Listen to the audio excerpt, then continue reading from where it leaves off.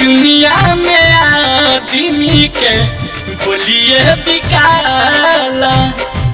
दुनिया में आदमी के बोलिए बिकाला।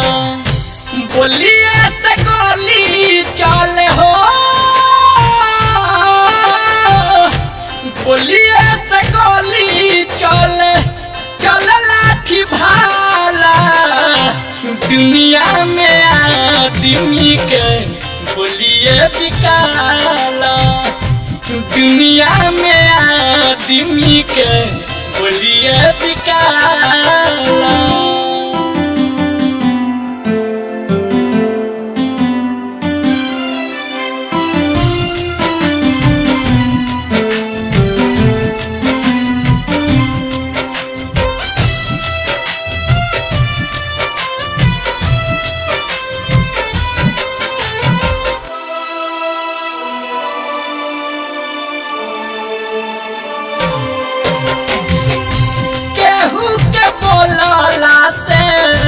हर से न मान हो, अपना के बोलिया बनावे दुश्मन हो।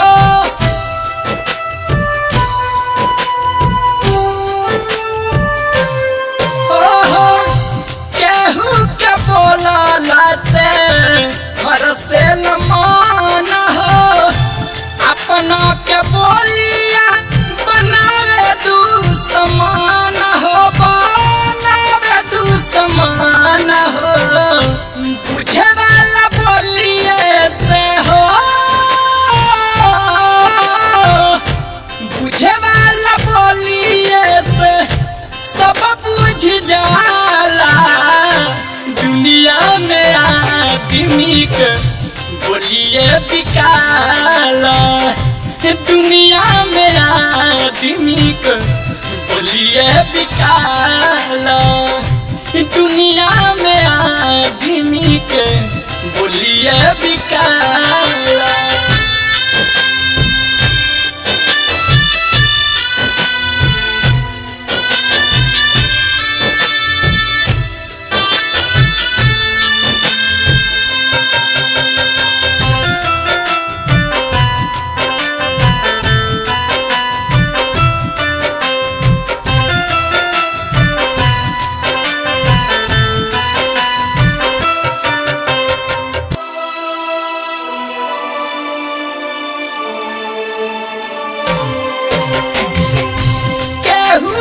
बोले खातिर दिल लागे तारा से, केहू के बोली तीत लागला जहर से।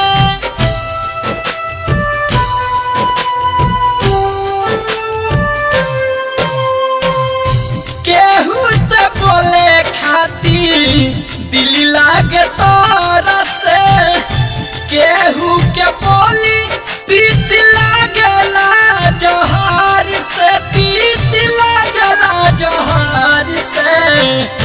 बोलिए से कोई लार हो, बोलिए से कोई लरिया कौआ चिन्हाला। दुनिया में आदमी के बोलिए बिकाला। दुनिया में आदमी के बोलिए बिकाला। दुनिया में आदमी के बोलिए बिकाला। Music by Shyam Dada।